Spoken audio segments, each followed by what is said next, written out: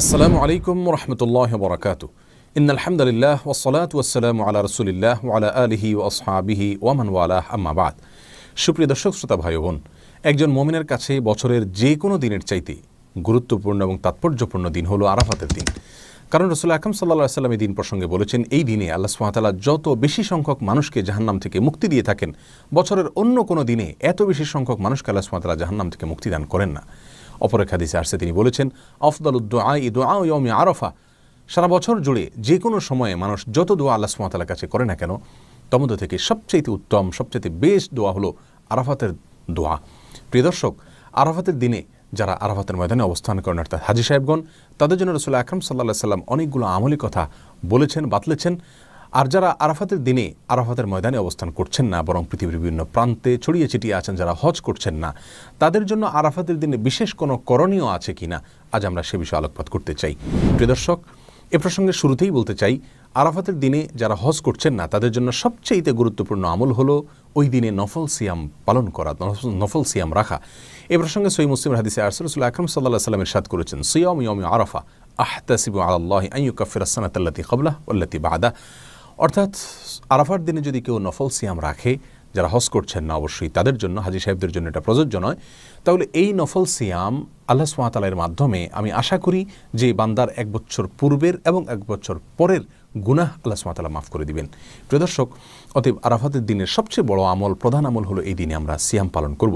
আরাফাতের দিনে সিয়াম আমরা ঠিক কোন দিনে পালন করব, এ নিয়ে যথেষ্ট ধোঁয়াশা এবং বিতর্ক রয়েছে। স্কলারদের মধ্যে থেকে অনেকে বলে থাকেন, যেহেতু রাসূল আকরাম সাল্লাল্লাহু আলাইহি ওয়াসাল্লাম আরাফাতের দিন বলেছেন, 9 তারিখ বলেননি, অতএব আরাফাতের দিনটি সৌদি আরবে যদিও চন্দ্র মাসের 9 তারিখ হয়ে থাকে, তারপরেও যেদিন হাজী সাহেবগণ আরাফাতে অবস্থান করছেন আমরা ওই দিনে রাখবো, কারণ আরাফাতের দিন সেটা আমাদের দেশে 8 তারিখও হতে পারে। আর অনেক স্কলারগণ বলেছেন, রাসূল আকরাম সাল্লাল্লাহু আলাইহি ওয়াসাল্লাম আরাফাতের দিনে সিয়াম রাখতে বলেছেন, আর আরাফাতের দিন যেহেতু 9 তারিখ হয়ে থাকে, অতএব 9 তারিখকেই তিনি মূলত উদ্দেশ্য করেছেন, বুঝিয়েছেন। বিধায় আমরা পৃথিবীর যে প্রান্তে থাকি না কেন, আমরা 9 তারিখে রাখবো। আমাদের দেশে যেদিন 9 তারিখ সেদিন রাখবো, সেদিন সৌদি আরবে ঈদের দিনও হতে পারে। যাই হোক, এখানে দুটি মত আমরা দেখতে পাচ্ছি। এই দুটি মতের কোনোটি রাসূল আকরাম সাল্লাল্লাহু আলাইহি ওয়াসাল্লামের সুস্পষ্ট কোনো হাদিস দ্বারা সরাসরি সমর্থিত নয়, বরং এই দুটি মতই গবেষণামূলক। আমরা যেই মতটি আমাদের কাছে বেশি যৌক্তিক মনে হবে সেটার উপর আমরা আমল করতে পারি। আর যদি উভয় দিনে আমরা নফল সিয়াম রাখি, অর্থাৎ চন্দ্র মাসের 8 এবং 9 উভয় দিনে যদি আমরা সিয়াম রাখি, তাহলে সেটা সবচেয়ে উত্তম। কারণ কোনো কোনো বর্ণনা দ্বারায় জিলহজের প্রথম দশকের প্রথম 9 দিনই সিয়াম রাখার কথা, সিয়াম পালন করার কথা বোঝানো হয়েছে, নির্দেশ করা হয়েছে। কোনো কোনো বর্ণনা দ্বারা এরকমটি বোঝা যায়। বিধায় আমরা জিলহজের 8 এবং 9 উভয় দিনে সিয়াম পালন করতে পারি। তাহলে আরাফাতের দিন উপলক্ষে সর্বপ্রথম এবং সবচেয়ে বড় কাজ হলো একজন মুমিনের জন্য যারা হজ করছেন না, আরাফাতে অবস্থান করছেন আরাফাতের দিনে, ওই দিনে সিয়াম পালন করবেন। আর দ্বিতীয় আমল হলো লা ইলাহা ইল্লাল্লাহু ওয়াহদাহু লা শারীকা লাহু লাহুল মুলকু ওয়া লাহুল হামদ ওয়া হুয়া আলা কুল্লি শাইইন কাদির। এই বাক্যগুলো বেশি থেকে বেশি বলা, পাঠ করা আরাফাতের দিনে। রাসূল আকরাম সাল্লাল্লাহু আলাইহি ওয়াসাল্লাম বলেছেন, ওয়া আফদালু মা কুলতু ওয়াল আম্বিয়াউ মিন ক্বাবলি লা ইলাহা ইল্লাল্লাহু ওয়াহদাহু লা শারীকা লাহু লাহুল মুলকু ওয়া লাহুল হামদ ওয়া হুয়া আলা কুল্লি শাইইন কাদির। অর্থাৎ আমি যত বাক্য আমার মুখ দ্বারা উচ্চারণ করেছি, যত জিকির করেছি আমি এবং আমার পূর্বে যত নবীগণ যত জিকির করেছেন, তার ভিতরে সবচেয়ে উত্তম জিকির হলো এটি। রাসূল আকরাম সাল্লাল্লাহু আলাইহি ওয়াসাল্লাম এই জিকির আরাফাতের দিনে, এই দোয়াকে, এই বাক্যগুলোকে আরাফাতের দিনে পাঠ করার ফলে বিশেষভাবে নির্দেশ দান করেছেন। এই দোয়াগুলো বা এই বাক্যগুলো যদিও হাজী সাহেবদের জন্য, যারা আরাফাতের মধ্যে অবস্থান করছেন তাদের জন্য বলা হয়েছে, তারপরেও এই বাক্যগুলো যারা হজ করছেন না বা আরাফাতের দিনে আরাফাতের ময়দানে বাইরে আছেন তারাও পাঠ করতে পারেন। এটাই বিশুদ্ধ মত। কারণ রাসূল আকরাম সাল্লাল্লাহু আলাইহি ওয়াসাল্লাম এখানে নির্দিষ্ট করে দেননি যে শুধুমাত্র আরাফাতের দিনে যারা অবস্থান করছেন তারাই পড়বে, বরং আরাফাতের দিনে যে আমলগুলো আছে সেগুলো দিনের সাথে তিনি সম্পৃক্ত করেছেন। হ্যাঁ, যারা সেই দিনে আরাফাতের ময়দানে অবস্থান করে এই বাক্যগুলো বলতে পারবেন বা আরাফাতের ময়দানের যে সমস্ত আমলগুলো আছে সেগুলো করতে পারবেন, সন্দেহাতীতভাবে যারা বাইরে থেকে করছেন তাদের চাইতে তারা অনেক বেশি ফজিলতের অধিকারী হবেন, অনেক বেশি মর্যাদার অধিকারী হবেন, সেটা বলাই বাহুল্য।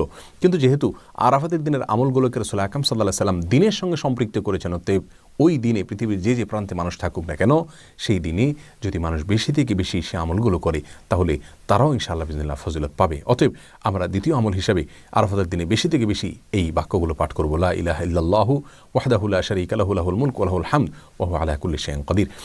আরাফাতের দিনের তৃতীয় আমল হলো, যেহেতু আরাফাতের দিনে সিয়াম পালন করা সুন্নাহ, আর সিয়াম পালন করলে যদি কোনো ব্যক্তি সিয়াম পালন করে তাকে ইফতার করানোর ফলে ওই রোজাদার ব্যক্তি রোজা রেখে যে পরিমাণ সওয়াব পান, ইফতার করানোর ব্যক্তিকে আল্লাহ সুবহানাহু ওয়া তাআলা সমপরিমাণ সওয়াব দান করেন।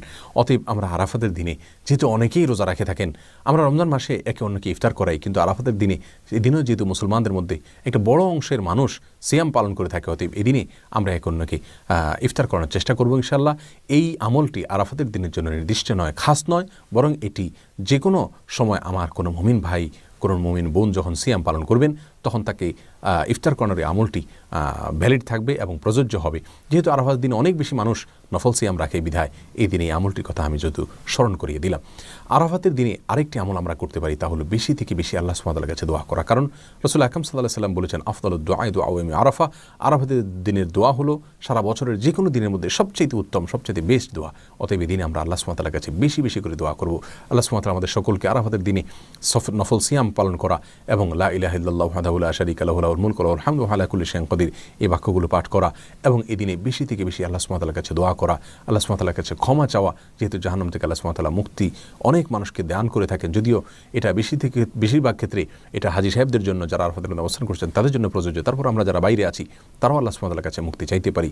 সেই সাথে যারা সিয়াম পালন করে থাকেন আমাদের আশেপাশে জানাশোনা, আমাদের নিকটাত্মীয় অথবা প্রতিবেশীদের মধ্যে থেকে, যে কোনো মুসলমানদের মধ্যে থেকে তাদেরকে আমরা এই দিনে ইফতার করার চেষ্টা করবো। আল্লাহ সুবহানাহু ওয়া তাআলা আমাদের সকলকে আরাফাতের দিনের সমস্ত মর্যাদাগুলোকে নিজের করে নেওয়ার তৌফিক দান করুন এবং আমাদের যে সমস্ত ভাইরা আরাফাতের দিনে আরাফাতের ময়দানে অবস্থান করছেন, আল্লাহ সুবহানাহু ওয়া তাআলা তাদের সমস্ত দোয়াগুলোকে, সমস্ত নেক আমলগুলোকে, সমস্ত ইবাদতবন্দিকে, সমস্ত সুন্নাহগুলোকে কবুল এবং মঞ্জুর করেন। জাযাকুমুল্লাহু খায়রা। আসসালামু আলাইকুম ওয়া রাহমাতুল্লাহি ওয়া বারাকাতুহু।